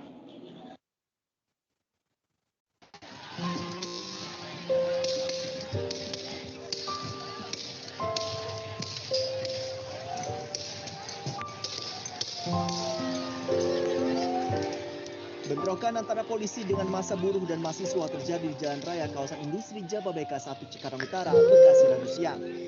Aksi saling dorong dan lempar batu tak terhindarkan ketika polisi membubarkan massa dengan menembakkan gas air mata. Rasuah, ada 5 orang yang telah dinyatakan sebagai tersangka dalam kasus dugaan korupsi bantuan sosial atau bansos masyarakat dalam rangka penanganan pandemi COVID-19 di Indonesia. PS1 adalah Menteri Sosial Juliari Peter Batubara. 3 dari 5 orang yang ditetapkan KPK sebagai tersangka kasus korupsi dana bantuan sosial COVID-19 dihadirkan oleh KPK selama konferensi pers rangkaian operasi tangkap tangan yang telah digelar KPK sejak 5 Desember lalu. Dunia atau WHO mengumumkan kemunculan varian baru COVID-19. Varian ini diberi nama varian baru atau yang dikenal juga sebagai varian B1621. Varian ini pertama kali diidentifikasi di Kolombia pada Januari. Ketimpangan ekonomi penduduk Indonesia atau biasa disebut sebagai Gini ratio di masa pandemi COVID-19 tahun 2020 meningkat. Saat pandemi seperti ini, Gini ratio adalah salah satu parameter yang penting yang harus diperhatikan untuk mengurangi dampak dari pasca. Serta lain, saudara, jumlah penduduk miskin Indonesia bertambah menjadi 27,56 juta orang per September 2020. Artinya angka kemiskinan di Indonesia kembali menyentuh 10,19%. Pandemi COVID-19 membuat tren penurunan angka kemiskinan berhenti di tahun 2019. Jumlah penduduk miskin di Indonesia bertambah 2,76 juta orang dibanding periode yang sama. Jumlah penduduk miskin terbanyak ada di pedesaan, namun peningkatan jumlah penduduk miskin di perkotaan lebih tinggi.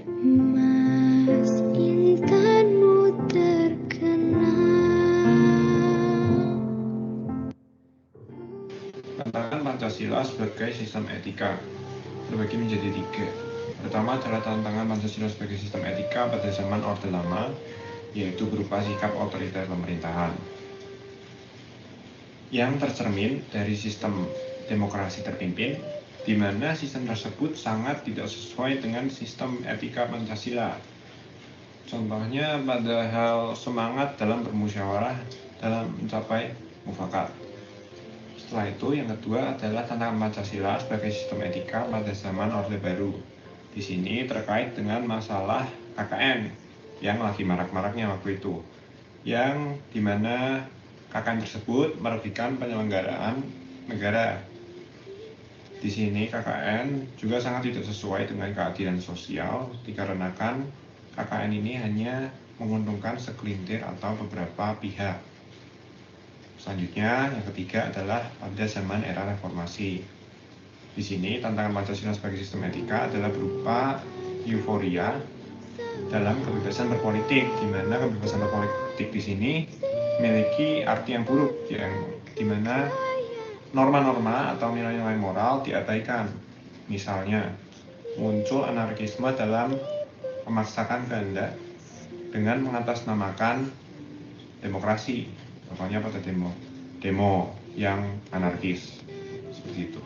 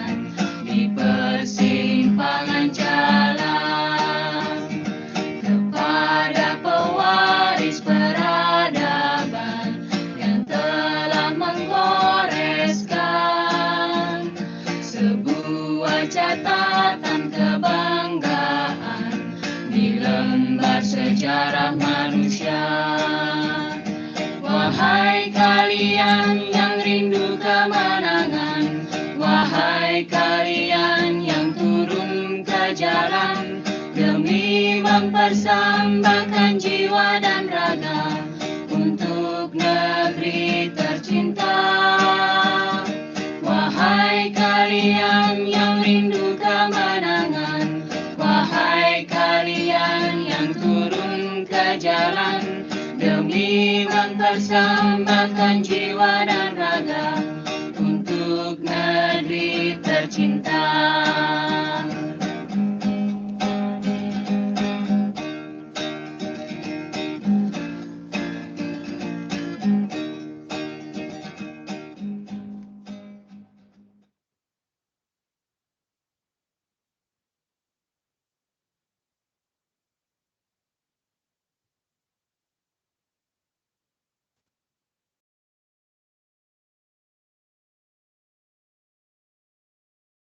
Wah, bagus banget nih video materinya. Nah, untuk selanjutnya, kita akan membuka sesi pertanyaan untuk 5 orang yang pertama kali raise hand. Nah, raise hand-nya itu dihitung dalam hitungan ketiga ya. 1, 2, 3.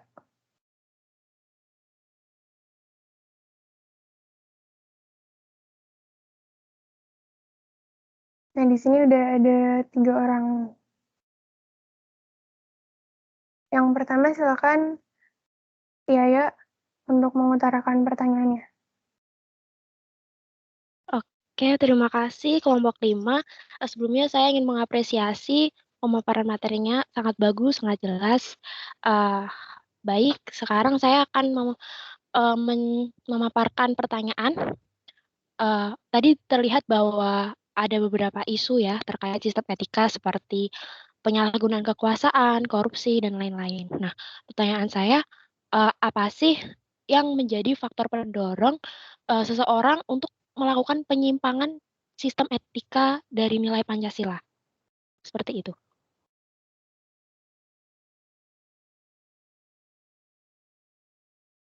Terima kasih Yaya atas pertanyaannya. Untuk penanya kedua, di sini ada Najwa Mayang. Silakan Najwa. Ya, terima kasih kesempatannya. Saya sebelumnya ingin mengapresiasi kepada kelompok 5. Terima kasih videonya sudah sangat bagus dan jelas. Tetapi saya di sini ada satu pertanyaan terhadap tantangan Pancasila yang saya lihat dari kehidupan pada zaman sekarang. Di sekarang itu banyak banget kebebasan dalam hal negatif yang sebetulnya kalau dilihat bertentangan sekali dengan Pancasila etika Pancasila dalam kehidupan kebangsaan dan bernegara. Contohnya seperti terang-terangannya pasangan gay, seperti terang-terangannya orang tidak memiliki agama dan lain-lain. Lalu banyak juga orang yang sudah mulai memaklumi terhadap hal-hal seperti itu. Lalu pertanyaan saya adalah bagaimana solusi yang harus pemerintah lakukan untuk dapat terus menjaga etika Pancasila tetap menjadi dasar masyarakat dalam kehidupan berbangsa dan bernegara. Terima kasih. Terima kasih Najwa. Nah, untuk penanya ketiga ada Priscilla Charlotte. Silakan Charlotte mengutarakan pertanyaan. Kedua, bisa diulang pertanyaannya? Ya, bagaimana solusi yang harus pemerintah lakukan untuk dapat terus menjaga etika Pancasila tetap menjadi dasar masyarakat dalam kehidupan berbangsa dan bernegara yang sekarang ini banyak sekali tantangan dalam hal kebebasan. Begitu. Terima kasih. Terima kasih Najwa. Untuk penanya ketiga di sini ada Charlotte. Silakan Charlotte. Ya, sebelumnya terima kasih atas kesempatan yang telah diberikan dan juga ingin memberikan apresiasi kepada kelompok yang telah memberikan presentasi. Saya Priscilla Charlotte ingin menyampaikan dua pertanyaan. Yang pertama, seperti yang kita tahu bahwa dinamika pasang surut wibawa Pancasila sebagai suatu sistem etika itu mungkin terjadi. Yang menjadi pertanyaan saya, mengapa hal itu tidak dapat terjadi? Dan pertanyaan kedua, apakah mungkin Pancasila sebagai suatu sistem etika itu mungkin tergantikan? Karena sudah banyak nilai-nilai yang menurut saya relevan untuk dijadikan suatu sistem etika gitu selain Pancasila. Terima kasih.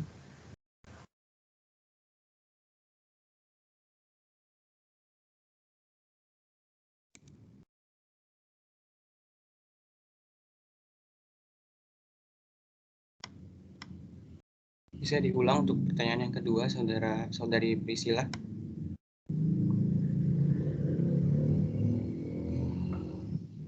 Ya, sebelumnya maaf kalau suara agak besar. Jadi pertanyaan saya, apakah mungkin selain Pancasila ada nilai lain atau acuan lain yang menjadi tolak ukur dapat dijadikan suatu sistem etika di Indonesia seperti itu?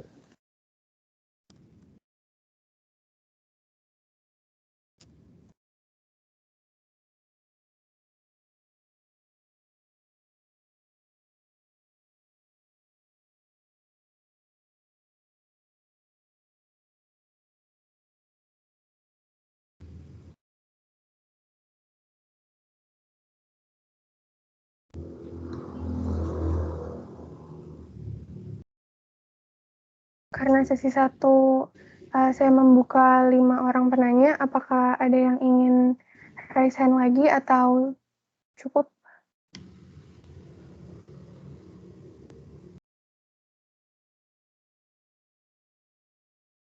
Sepertinya tidak ada ya. Oke. Dari yang tadi banyak kok sekarang sedikit, pada kemana? Udah mudeng semua berarti. Oke. Nah, itu 1 tambah 1 lumayan. Ya, tadi pasti nggak memperhatikan pasti pendidikannya. Yuk, silakan. Saya ingin bertanya, sistem etika itu kan penilaian baik buruk pada nilai-nilai Pancasila. Apakah nilai-nilai tersebut sejalan dengan ajaran semua agama? Kemudian dalam beberapa waktu terakhir ini seringkali muncul perdebatan antara Pancasila dan agama. Bahkan ada anggapan bahwa musuh terbesar Pancasila adalah agama. Nah, bagaimana cara kita memposisikan atau mensinergikan antara agama dan Pancasila agar tidak selalu menimbulkan perdebatan?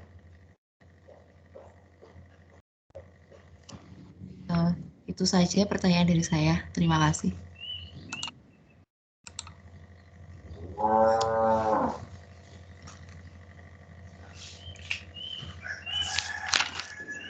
Ada sapi ya di belakang sana. Isati. Iya, satu lagi ya. Itu ada Isati.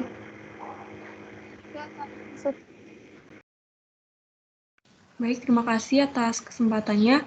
Saya ingin bertanya, tadi sempat disinggung perihal kebebasan berpolitik. Lalu pertanyaan saya, bagaimana cara membatasi kebebasan berpolitik tersebut agar tidak menyimpang dari nilai-nilai Pancasila? Terima kasih.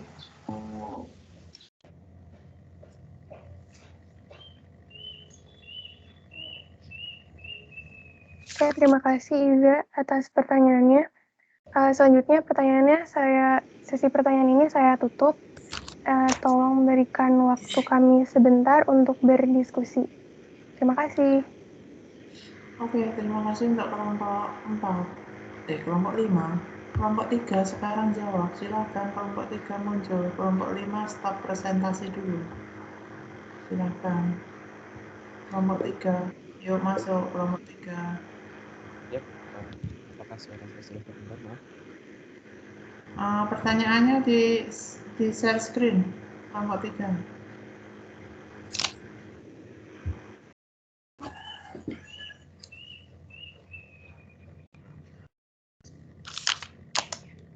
Baik, terima kasih Bu Ana atas kesempatan yang diberikan. Terima kasih juga teman-teman dan Bu Ana atas waktu yang diberikan sehingga kami dapat berdiskusi. Suaranya Adam kok kecil ya, Adam?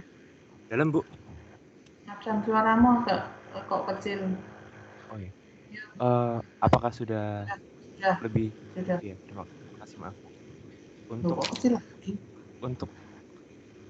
Untuk pertanyaan pertama akan dijawab oleh Saudara Berlian. Ini sudah dekat, maaf. Halo, maaf. Yuk, silakan.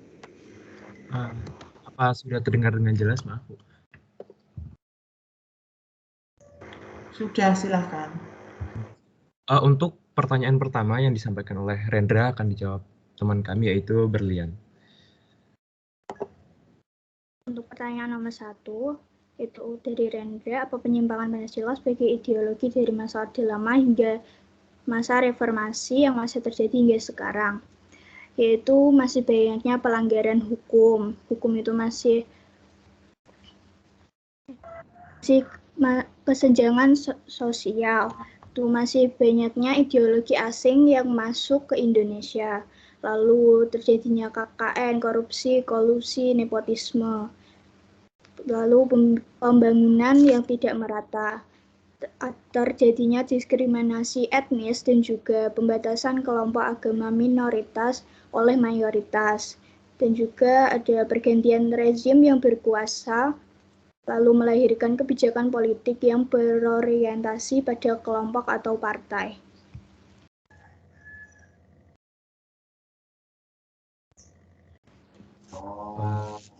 Untuk Saudara Rendra, apakah mendengar jawaban yang disampaikan oleh Berlian? Maaf. Dengar. Ya, sudah jelas. Terima kasih. Ya. Oke, baik. Terima kasih, Rendra. Selanjutnya untuk pertanyaan kedua yang disampaikan oleh Yoga akan dijawab oleh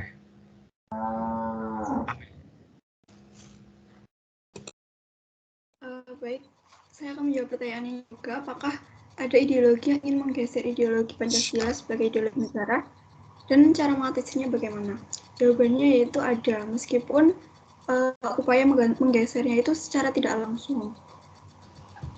Nah, seperti yang kita tahu bahwa adanya kemajuan teknologi, globalisasi itu kan pasti akan mempengaruhi pemikiran-pemikiran dan perilaku masyarakat di Indonesia. Sehingga sangat mungkin apabila ideologi-ideologi baru itu bisa masuk dan bisa menggeser meskipun secara tidak langsung. Contohnya itu seperti ideologi komunis, ada peristiwa G13 PKI itu kan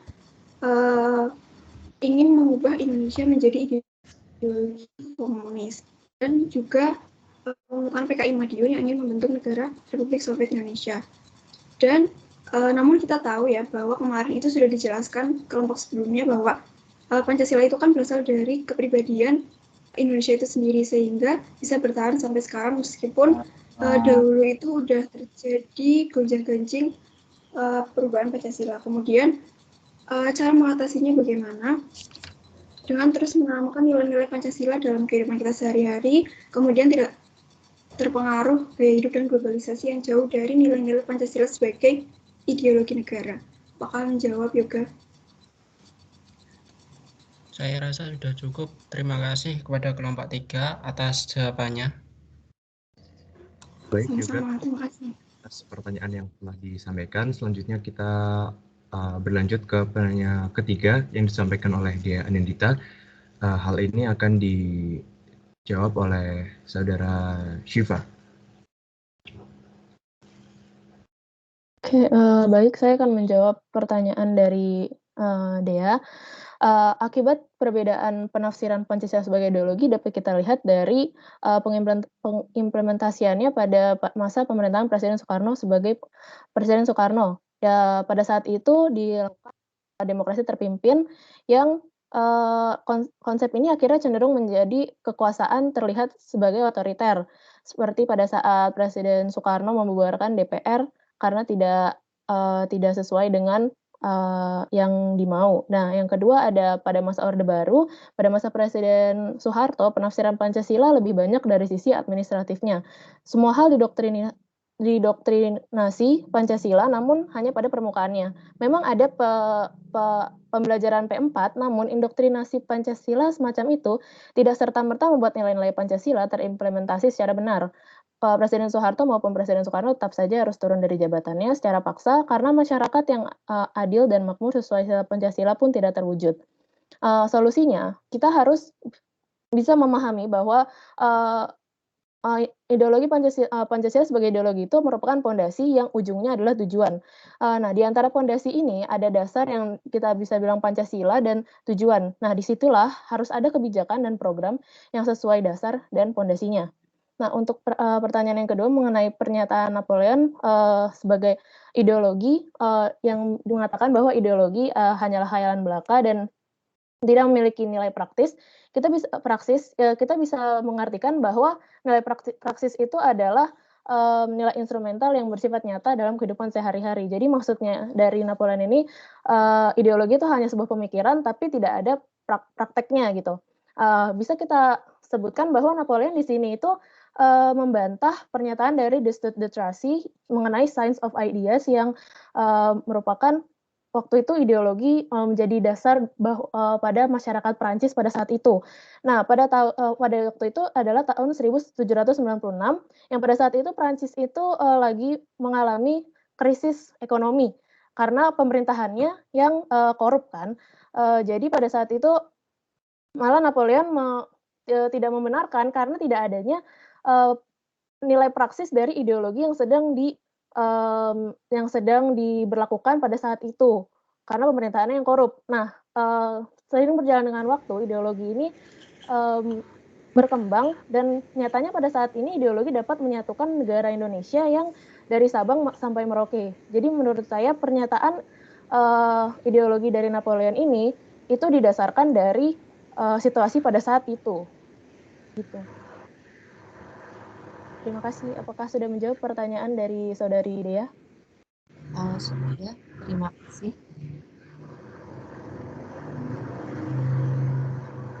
Baik, Saudara Dea, apakah sudah jelas? Sekali lagi maaf. Sudah sangat jelas. Berarti ideologi itu punya nilai ideologisnya dan praktisnya, seperti itu, atau instrumentalnya.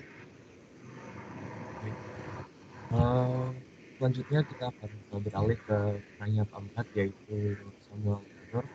Di sini Samuel bertanya, apa sebetulnya gaya hidup sederhana dengan sila kelima? Jadi Samuel sesuai dengan salah satu butir Pancasila sila kelima yang tercantum dalam MPR nomor 133, yaitu tidak menggunakan hak milik untuk hal-hal yang bersifat pemborosan dan gaya hidup mewah seperti itu. Jadi di sini kami tekankan hidup sederhana itu bukan berarti miskin. Hidup sederhana itu bukan berarti kekurangan. Nah, hidup sederhana ini yang nantinya akan menanamkan sikap dermawan. Ya, jadi hal ini juga yang membuat seseorang terbiasa untuk mengonsumsi istilahnya apa yang mereka perlukan saja, apa yang mereka butuhkan saja. Jadi mereka punya prioritas masing-masing. Ya, sisanya dialokasikan untuk hal-hal yang lebih bermanfaat seperti bersedekah atau membantu atau saling tolong-menolong. Nah, dengan begitu juga kita bisa mengembangkan perbuatan yang sesuai dengan sila butir Pancasila, khususnya sila kelima, yaitu perbuatan yang luhur yang mencerminkan sikap dan suasana kekeluargaan dan kegotong royongan seperti itu. Sehingga nantinya juga kita akan tergerak untuk saling tolong menolong dan juga saling menghargai. Seperti itu jawaban dari Samuel. Apakah jelas, Samuel? Jelas, terima kasih. Baik, Samuel. Terima kasih juga atas pertanyaan yang telah disampaikan. Untuk penanya yang terakhir dari Sharon akan dijawab oleh Syair. Baik, terima kasih Adam. Jadi pertanyaan dari Sharon itu, apakah masuk pelanggaran ideologi Pancasila jika anak di bawah umur ikut bekerja karena kondisi ekonomi? Nah, sebenarnya ada pasal yang mengatur tentang larangan memperkerjakan anak, itu pasal 68 UU nomor 13 tahun 2003. Nah, terus kan ini gimana kalau anaknya itu ikut bekerja karena kondisi ekonomi? Nah, Kak, kalau itu karena kemauan anaknya dan orang tua ikut bekerja gitu kan, maksudnya bareng-bareng kerja gitu karena kondisi ekonomi, itu menurut saya boleh-boleh saja. Artinya kan si anak itu membantu orang tuanya gitu kan. Nah, di sini Kak yang melanggar itu bagaimana? Nah, yang melanggar itu jika si orang tua itu mampu bekerja akan tetapi dia menyuruh anaknya sedangkan orang tua itu tidak ngapa-ngapain gitu. Jadi ibaratnya kayak setoran gitu, kayak anaknya disuruh ngamen terus uangnya nanti disetor ke orang tuanya gitu. Padahal orang tuanya juga bisa ikut bekerja. Nah, itu yang menurut saya yang melanggar ideologi Pancasila. Gimana, Sharon? Apakah menjawab? Baik.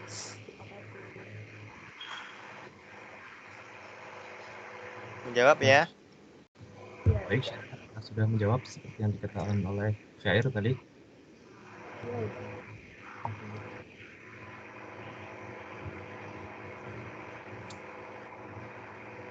Oh, Sharon.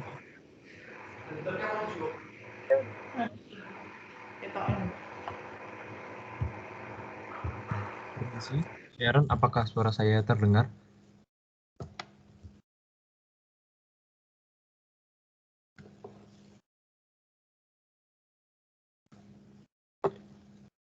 Oh ya, baik. Terima kasih Sharon apabila jawabannya dapat diterima. Terima kasih juga atas pertanyaan yang telah disampaikan. Baik Bu Ana, ini maaf waktu sudah menunjukkan 10 kurang 4 menit. Apakah presentasi kami ditutup atau dilanjutkan ke sesi pertanyaan berikutnya? Maaf. Ditutup aja. Lanjut untuk kelompok 5. Kelompok 4-nya sudah, kelompok 3 sudah. Silakan. Baik, terima kasih teman-teman, terima kasih Bu Ana juga atas kesempatan yang diberikan. Terima kasih juga atas keaktifan dan juga partisipasinya. Kami memohon maaf apabila banyak kekurangan dalam penyampaian materi yang baru saja kami sampaikan. Pada kesempatan kali ini, kami sekali lagi ingin mengucapkan terima kasih atas partisipasinya. Kami akhiri. Sekian, wassalamualaikum warahmatullahi wabarakatuh. Kami kembalikan kepada kelompok 5. Terima kasih.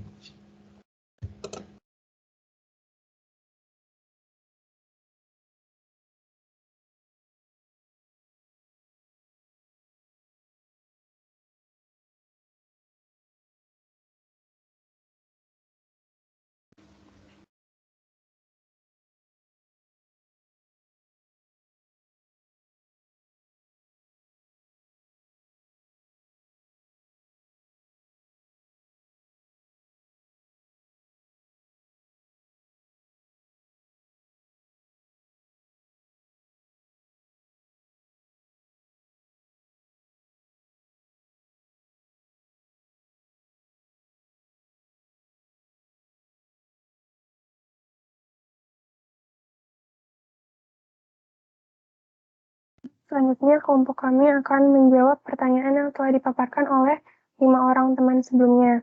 Sebelumnya, saya izin share screen ya, Bu.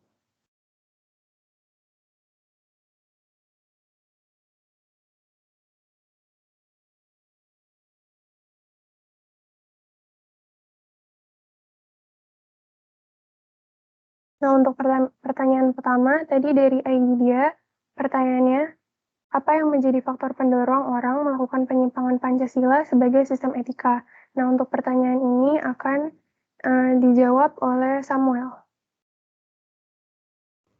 Oke, baik. Untuk pertanyaan pertama di sini saya melihatnya ada dua faktor ya, faktor eksternal dan internal. Untuk eksternal di sini ada melalui globalisasi yang sekarang semuanya bisa diakses lewat internet, termasuk budaya atau bahkan ideologi luar yang justru itu malah menyimpang dari Pancasila sebagai sistem etika, dan itu sangat mudah untuk masuk ke Indonesia. Jadi tinggal kita memilah-milah mana yang sesuai dengan Pancasila atau tidak. Nah, setelah itu sedangkan di sini Indonesia ini sebagai negara berkembang, dia masih cenderung mengikuti tren, sedangkan tren ini dibentuk juga oleh negara-negara maju. Yang negara maju itu ya juga kadang-kadang tidak sesuai dengan Pancasila sebagai sistem etika. Setelah itu untuk faktor internalnya ada seperti kemiskinan, pengangguran, kesejahteraan yang tidak merata, dan masih banyak lagi lah.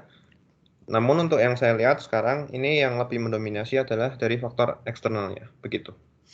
Terima kasih.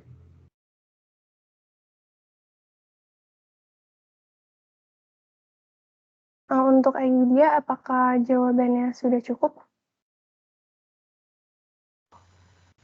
Sudah cukup jelas. Terima kasih kelompok 5 atas jawabannya. Oke, untuk sebelumnya saya mohon mengingatkan Ibu untuk karena dikarenakan jamnya sudah habis, apakah dilanjutkan atau disudahi saja? Iya, Mbak. Waktunya udah habis. Oke, terima kasih Kamu jam berapa teman-teman. sih? Kelas ini kuliah lagi jam berapa? Jam 10 Jam 5 lebih lebih 10. 10, Ibu. Iya, Ibu. Oh, oke. Harusnya kan diselesaikan, tapi karena lama ya udahlah, besok aja. Dicatat dijawab besok. Minggu depan, oke? Oke, baik, Ibu. Terima kasih atas perhatian teman-teman semua terhadap kelompok kami. Kurang lebihnya mohon maaf apabila ada salah kata atau salah ucapan, mohon dimaafkan. Wassalamualaikum warahmatullahi wabarakatuh. Waalaikumsalam warahmatullahi wabarakatuh.